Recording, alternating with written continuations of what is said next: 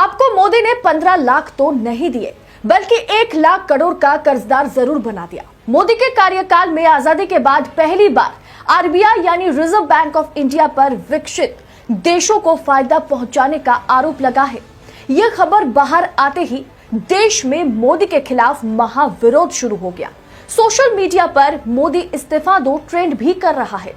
वित्त मंत्रालय ने एक ऐसा खुलासा किया जिसके बाद आम आदमी की पैरों तले से जमीन खिसक जाएगी।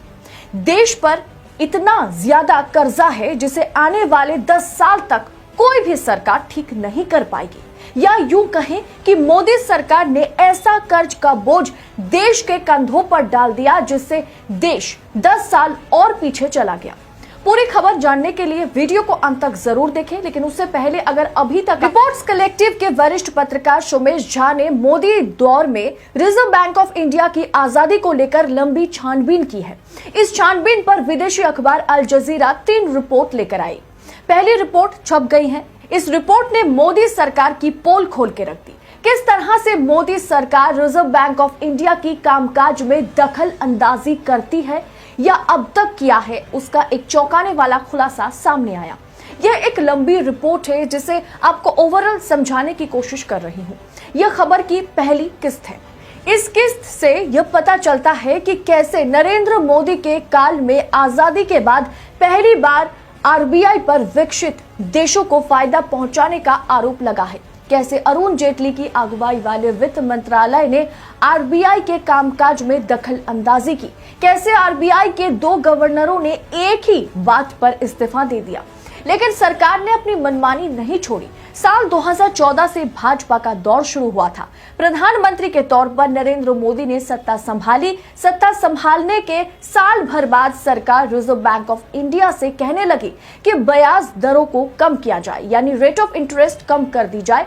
ब्याज दर को कम करने से बैंक से कम दर पर कर्ज मिलने लगता है, यानी कि कम रेट ऑफ इंटरेस्ट पर लोन मिलेगा। रिजर्व बैंक ऑफ इंडिया का मानना था कि रेट ऑफ इंटरेस्ट कम करने से बढ़ती हुई महंगाई पर लगाम कसना या लगाम लगाना आने वाले समय में मुश्किल हो जाएगा। इसीलिए आरबीआई ब्याज दर यानी रेट ऑफ इंटरेस्ट कम करने के बजाय महंगाई को नियंत्रित कंट्रोल करने पर ज्यादा जोर दे रही थी। लेकिन सरकार मोदी की है, तो क्या हुआ कि रिजर्व बैंक ऑफ इंडिया के साथ मोदी सरकार की मनमानी शुरू हुई। मोदी सरकार ने सीधा आरबीआई पर आरोप लगाया कि आर्थिक तौर पर मजबूत दूसरे देशों को फायदा पहुंचाने के लिए रिजर्व बैंक ऑफ इंडिया काम कर रही है।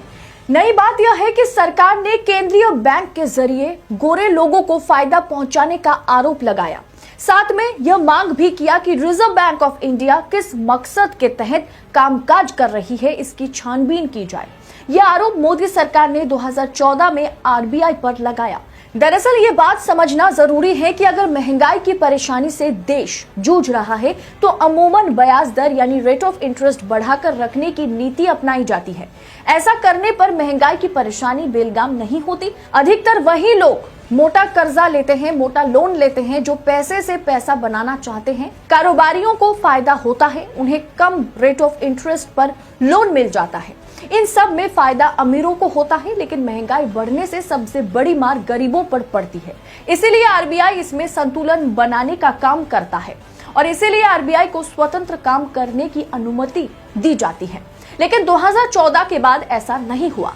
जब मोदी सरकार आई तो महंगाई की दर बहुत अधिक थी। साल 2014 में आरबीआई के गवर्नर रघुराम राजन थे। कांग्रेस ने इन्हें नियुक्त किया था, यानी अपॉइंट किया था। उन्होंने रेट ऑफ इंटरेस्ट यानी ब्याज दरों में कोई कटौती नहीं की, जिससे महंगाई धीरे धीरे कम होने लगी। लेकिन राजन पर आरोप लगा, इससे वो भारतीय जो बिजनेसमैन हैं, चाहे अडानी हो, अंबानी हो, उन्हें नुकसान पहुंचा रहे हैं और विकसित देशों को फायदा पहुंचा रहे हैं। तो रघुराम राजन ने इस्तीफा दे दिया। इसके बाद उर्जित पटेल आरबीआई गवर्नर बने। उन्होंने ब्याज दर में 0.25% की कटौती की। उर्जित पटेल के दौर में ही नोटबंदी का ऐलान हुआ। इस रिपोर्ट में पता चलता है कि उर्जित पटेल की नोटबंदी में कोई भूमिका नहीं थी। सरकार के नोटबंदी से कोई फायदा नहीं निकला। आरबीआई के गवर्नर होने के नाते उर्जित पटेल ट्रोल होने लगे। 2018 की बात मैं कर रही हूं। इसके बाद सरकार ने ब्याज दर यानी रेट ऑफ इंटरेस्ट कम करवाने का दबाव डाला। लेकिन उर्जित पटेल ने मना कर दिया। उर्जित पटेल ने मोदी को सीधा चिट्ठी लिखकर कहा कि सरकार को आरबीआई के कामकाज में दखल नहीं देना चाहिए, आरबीआई की ट्रांसपेरेंसी और साख को धक्का नहीं देना चाहिए, सरकार की दखलंदाजी उचित नहीं है। उर्जित पटेल की इस चिट्ठी ने मोदी सरकार का पारा गर्म कर दिया, तो कुछ दिनों में उर्जित पटेल को इस्तीफा देना पड़ा। फिलहाल रिपोर्ट्स कलेक्टिव के वरिष्ठ पत्रकार सोमेश झा के छानबीन के बाद अल जजीरा ने पहली किस्त में इतना ही छापा है। इससे साफ पता चलता है कि मोदी के कार्यकाल में आरबीआई स्वतंत्र नहीं है, इसलिए आज समय के साथ साथ महंगाई आसमान छू रही है। ऊपर से वित्त मंत्रालय की रिपोर्ट में बताया गया है कि दिसंबर तिमाही तक सरकार पर कुल कर्ज का बोझ बढ़कर 128.41 लाख करोड़ रुपए हो गया है। जी हां, सही सुना आपने, 128.41 लाख करोड़ रुपए। इसीलिए तो कहा कि मोदी ने 15 लाख तो दिए नहीं, बल्कि आपको 1 लाख करोड़ का कर्जदार जरूर बना लिया। इस लिहाज से देश के हर नागरिक पर 98,776 रुपए का कर्ज लदा है। यह आंकड़ा भी दिसंबर 2021 तक का है। आज तो प्रति व्यक्ति 1 लाख रुपए का कर्ज मोदी सरकार चढ़ा चुकी है। सीधा गणित पकड़िए, देश की जनसंख्या लगभग 130 करोड़ और सरकार पर कर्ज है मोटा मोटा 130 लाख करोड़, तो हुआ ना हर व्यक्ति 1 लाख रुपए का कर्ज। आपको जानकर हैरानी होगी कि 2014 में मनमोहन सिंह ने जिस देश को मोदी के हाथ में छोड़ा था, उस हिंदुस्तान पर 54.9 लाख करोड़ रुपए का कर्जा था। यानी आजादी के 67 सालों में 55 लाख करोड़ का कर्जा और मोदी जी के मात्र 8 साल के राज में 73 लाख करोड़ का कर्ज। जी हाँ, यह सच है और इसको कोई नहीं दिखाएगा आपको, ये सच पर कोई बात नहीं करेगा। शाम को प्राइम टाइम डिबेट पर सिर्फ और सिर्फ हिंदू मुस्लिम पर बात होगी। इमरान खान पाकिस्तान भी अब चर्चा का विषय बना हुआ है। गोदी मीडिया आपको कभी भी इस कड़वे सच से रूबरू नहीं करवाएगा, क्योंकि अगर मेन स्ट्रीम मीडिया पर यह खबर चलने लगी तो सत्ता हिल जाएगी। यही थे अच्छे दिन जिसे दिखाने का वादा आपसे किया गया था। मोदी कितने ही राज्य में चुनाव क्यों ना जीत जाए, चाहे वो 2024 भी जीत जाए, लेकिन उससे यह हकीकत नहीं बदल जाएगी कि मोदी ने देश की अर्थव्यवस्था को पूरी तरह से खत्म कर दिया।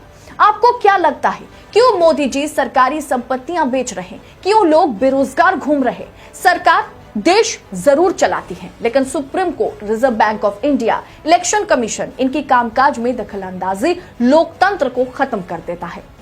ये लोग न्यू इंडिया बनाने की बात करते हैं। बताइए, ऐसे बनेगा न्यू इंडिया? देश को कर्ज में डुबाकर।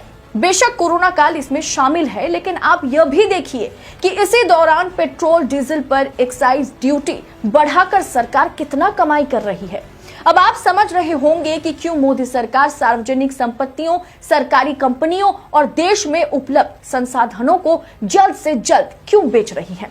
क्योंकि मोदी सरकार ने इस देश को कर्ज में डुबा दिया है। इस सच्चाई को दबाना या लोगों तक पहुंचाना आपके हाथ में है। वीडियो को ज्यादा शेयर करेंगे तो इस सच्चाई के बारे में हर कोई जान पाएगा। इस पूरी रिपोर्ट पर आपकी राय क्या है? आरबीआई की कामकाज में मोदी सरकार की दखलंदाजी को आप किस नजर से देखते हैं? कमेंट बॉक्स में हमारे साथ जरूर शेयर करें। बाकी ऐसी तमाम खबरों के लिए देश नीति को सब्सक्राइब करें, क्योंकि देश नीति आप तक सिर्फ और सिर्फ सच पहुंचाता है। शुक्रिया।